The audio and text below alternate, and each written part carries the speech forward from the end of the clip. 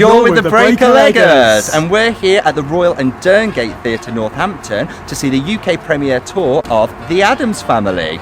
So stay tuned to find out whether it's break a leg or leg it. As you may have noticed, no Nathan today. So instead we've got guest legger Richard. Richard, you're not a massive theatre goer. No, not a massive theatre goer. Mostly at Christmas time, RSC, about as far as it goes. So that'd be interesting to get a fresh pair of eyes from a non-theatre goer, because I'm sure this is going to attract people into the theatre that wouldn't be as hardened theatre goers as the Breaker-Leggers usually are. So what do we know about the Addams Family? Well, I'm sure most of you will have come across the Addams Family at some point. It started off as a cartoon in the 1930s in the New Yorker publication, designed and created by Charles Addams. It's gone on to have loads of adaptations in TV, film, video games, pinball machines even, and now it's been adapted into a musical. The musical originally premiered on Broadway in 2010 and opened to mostly negative reviews. Despite that though, it did 700 performances, and I think that's down to the strong brand, the Addams Family, and a good cast. After it ended its Broadway run, it headed out on a US tour after undergoing some revisions where it was generally well received, but now it's come to the UK, and there's some really interesting names in the cast. Yes indeed, so Samantha Womack is playing Morticia, and she's obviously known for her role as Ronnie Mitchell in EastEnders, amongst some other programmes in the 90s. Sam, under her maiden name Janice, was actually our Eurovision entry in the early 90s as well, which is topical because we're in May, and May's Eurovision month. Joining her in the cast is Les Dennis, formerly of Family Fortunes fame, presented that for around 15 years, and I'm really excited to see what he brings to Uncle Fester. It's always interesting when you've got a TV personality cast in a musical, goes one way or the other. Also in the cast as Wednesday Addams, we've got Carrie Fletcher. Carrie is a West End superstar, YouTube sensation, author, and just fantastic songstress. So it'll be great to see her in a role and singing live. So music and lyrics are by Andrew Lippa, who formerly did adaptations of the poem The Wild Party and of course Tim Burton's Big Fish. We will head inside, find out what we think, and catch you at the interval. So we've come to the interval of the Addams Family, which means it's time for the Breaker-Leggers 30-second interval breakdown. What do you think so far? I think Cameron Blakely as Gomez is absolutely amazing. He's stealing the show for me at the moment. Other than that, it's lacking the essence of the Addams Family, if you ask me. It's not kooky enough, it's not scary enough, but people are laughing, so it's doing something, I guess. Yeah, set's great for a touring production. It looks pretty lavish and nice lighting, although there's a bit of hit and miss on the technical aspects of it. And also Carrie Fletcher as Wednesday is phenomenal. She can sing the shit out of it. That's it.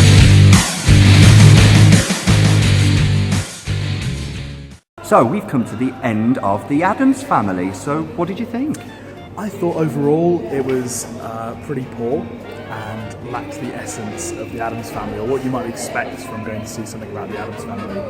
I thought the first half was slow and not brilliant, but the second half it really picked up and it got a lot more kooky, and kind of the essence kind of was coming forward. It kind of, I don't know, it was a bit more Addams Family for me, and I liked the tango dancing. That was brilliant. Yeah, there was a lovely tango choreographed kind of part ensemble, part Gomez and Morticia in the second act, which was really enjoyable. Overall, it's a touring production. Touring production sets can be a bit hit and miss, but this one was actually pretty good. The set design was good. It really was, yeah. Yes. Lovely touches of the way that it moved. It was a bit noisy at times. If you heard in between some scenes, they were shifting some scenery around, and it was a bit overwhelming with the sound. But when it was in situ, it did look pretty special. Performances, lovely performances from the guy playing Gomez, who's called. It'll come to me.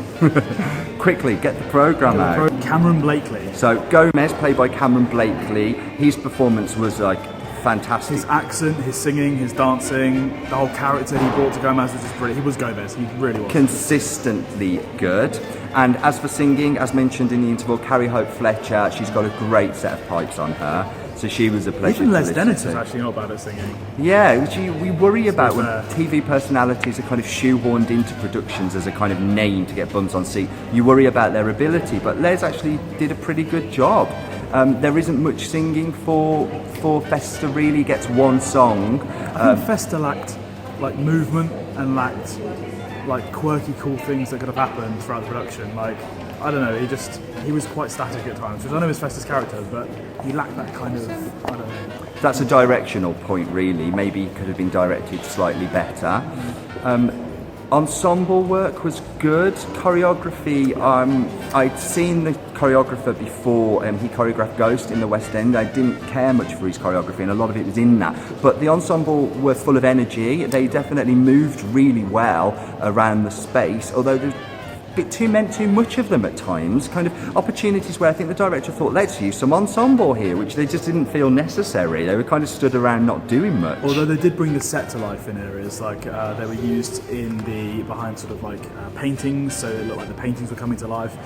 They were using the balcony areas just to make it feel a bit sort of spooky and stuff. But yeah, overall there was a bit too much of them, I think. Some touches of kind of a nice bits, but some places a little bit overused. There's a great song in the second act called Crazier Than You, which is a duet between Lucas and Wednesday, and I've seen it staged before without a huge ensemble. There's a really touching moment between the two of them coming back together, but there was a huge amount of ensemble work which took a bit of the romance out of it for me, a little bit, but yeah, interesting to see it in a different way. So Do you want to mention Festa's subplot with the moon? Oh Do you god, want to go there? so Festa, Uncle Festa falls in love in this show, with the moon. But no one's really sure why, and The moon. when this became a thing, other than in the second half where you have an entire scene dedicated to him falling in love with the moon. It's quite a cute sort of ballet scene, I guess, or dancing scene, but it feels completely pointless and a waste of time. You could have cut that. Yeah, an inanimate object, that subplot is horrible. To be honest with you, the main places where this falls down, and you might be thinking, well, what's left, is the music, the lyrics and the book.